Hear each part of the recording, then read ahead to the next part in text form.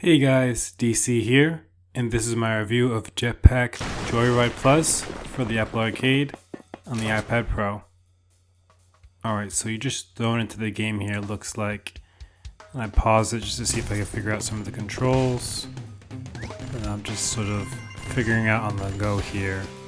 I'm just holding down the A button here. Or not the A button, I'm sorry, I'm actually on the iPad Pro, so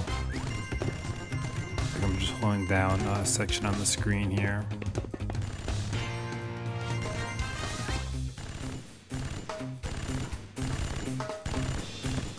So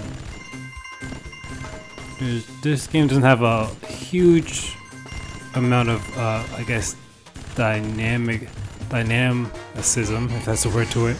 It's not too dynamic as far as this game. There's a lot of different, I guess, variations that this game provides as far as the stage and everything like that, but the overall concept is pretty much the same. You really just try to go for as long as possible here without running into certain things. I never played the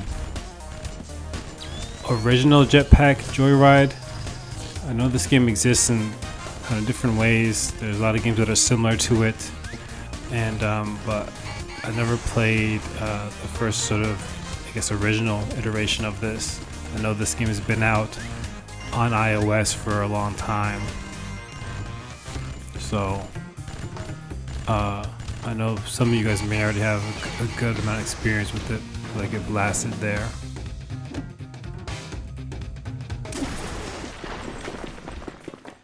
Alright, so I reached 1,000 meters on that go there.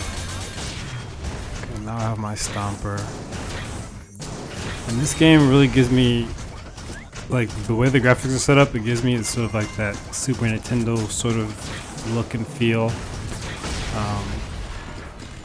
Mega Man-ish kind of looking in certain cases. But this game essentially, it's a side scroller kind of chase whatever highest score type game. And again, this is on the iPad Pro. I'm playing this on the iPad Pro 3rd generation. This is a game that is not, available on the Apple TV.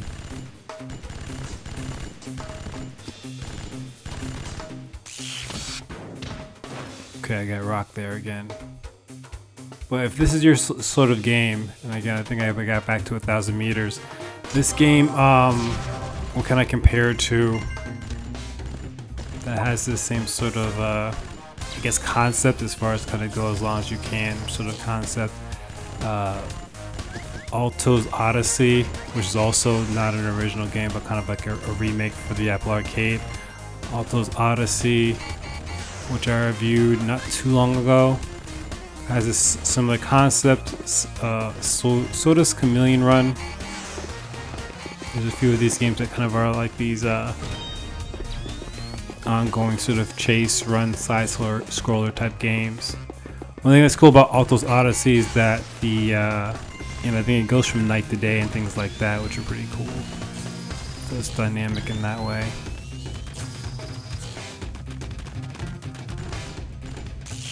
Okay, I had to get in there. Alright, I flew 2,196 meters that time, so. But again, there's this, Chameleon Run, Alto's Odyssey that come to mind. For me, I think Alto's Odyssey is, I guess, almost the prettiest to look at. It's the most aesthetic sort of a game that's similar to this. As I kind of just go more into the menu here, I just want to take a look around, see how deep this game goes as far as the different, power-ups, vehicles, things like that. Okay, see, we got Flash there. So again, that's why I'm getting that Mega Man feel. Flash is Mega Man's dog, if I'm not mistaken. But these are just some of the gadgets.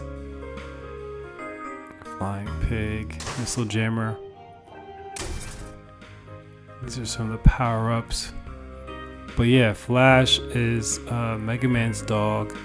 And one thing that caught my eye in this game when it was being sort of being sort of, I guess, touted, or trailers were coming out for the Apple Arcade, was that there is a DeLorean for vehicle upgrades. I'm not sure if I can find it amongst this list, but I think it is one of the vehicles that you can get.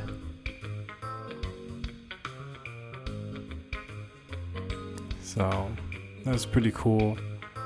I'm not sure if I'll be able to get that far, but that's one thing I did see in the trailer. So if you guys haven't seen the trailer for this game, I think I need to go ahead and eventually kind of just put that up too. I think I did record that previously, but then I pulled it down before I republished it to YouTube. So I'll go back and eventually put a trailer up on this game.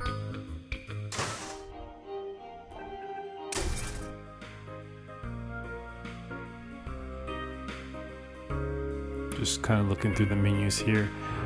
This game does have a lot of different sort of features, a lot of different options, so that does add to the replayability. Like a Chameleon Run, when I'm comparing Chameleon Run to this, Chameleon Run does not have all these unique features, vehicle upgrades and power-ups. Doesn't have that, I guess that deep sort of item list, whatever you want to call it, all those unique features that kind of make a difference. So that's one thing that I would say this has up on like a Chameleon Run, if I could compare it. Alto's Odyssey does have different sort of little features, upgrades, and like that for kind of longevity of the game. Okay, so I'm gonna try a different sort of, I guess, item here before I go back into my jetpacking.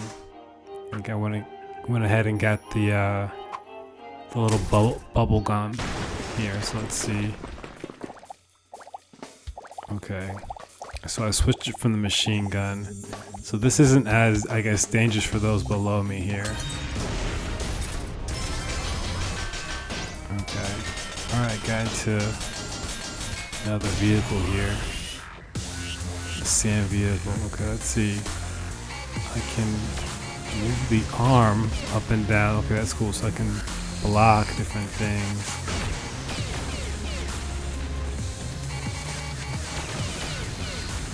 Which is pretty cool. Alright, so you got me there. Good stuff. You have to be able to really time those missiles when you're in that big machine thing.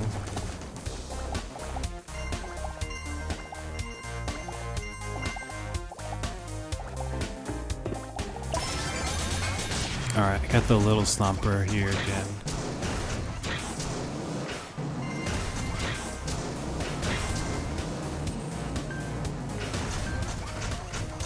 Alright, get some speed. See, I tried to jump that missile, but got hit. But Alto's Odyssey has the feature upgrades in comparison to this, and it looks a little bit smoother. The character, like in Alto's Odyssey, when you're playing that, the character is not as big and prevalent. It's a little bit more focused on the stage, I guess, and how that looks. And it's just a different environment to kind of do something that's similar.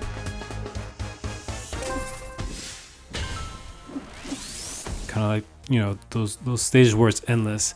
One thing with like a Chameleon Run, the stages are, they do have endings to them. So that's one thing where you do feel a little bit more accomplished and completed when you're playing like a Chameleon Run, because the stage just have an end. I think with a game like this and an Alto's Odyssey, it just keeps on going until you die for the most part. These stages, there's not really like, stage 1 of 1, stage 1 of 2, whatever it is. It just kind of keeps on going. So it's one thing where you just feel kind of maybe incomplete when playing the game, where it's just strictly based on how long you can last.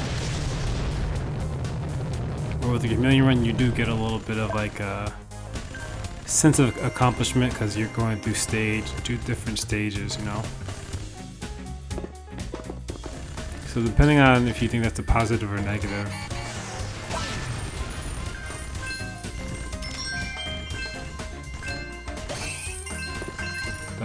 That'll give you your opinion, I guess. I'll let you form your opinion in comparison to the two. Okay, I'm on the dragon now here.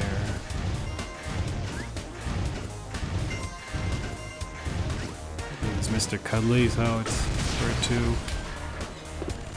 in the game.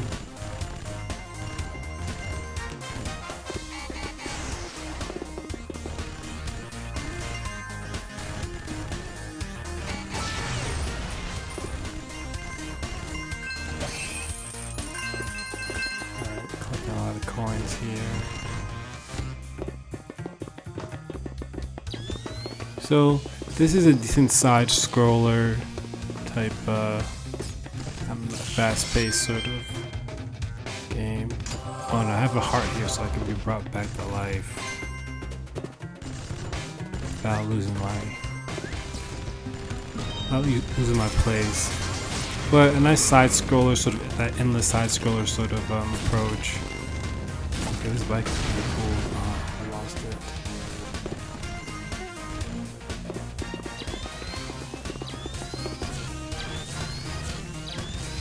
Go. Alright, I think I'm just gonna go ahead and blow through these hearts here. Okay. Back in the stomper.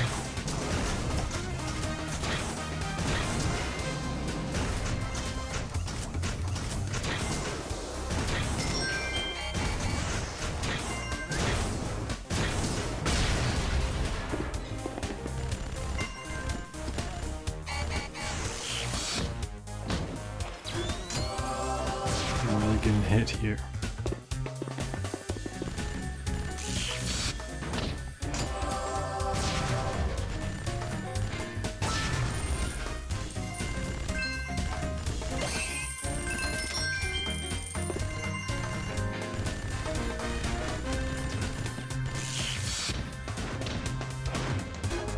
All right, this is my last heart, so wish me luck here. Alright, got my profit bird. Drop a little bit of money. But yeah, so this gives you guys a little bit of a look at Jetpack Joyride Plus for the Apple Arcade. I'm not sure how much different it is from just that initial version that's been on iOS. You can check this out. It seems to be running pretty smoothly. Let me know what you think. Try this out on the iPhone. Let me know if you think if it plays better on an iPhone or iPad. Let me know what you're thinking. Hopefully you enjoyed this review. Be sure to like, comment, and subscribe. And as always, you can't win if you don't play.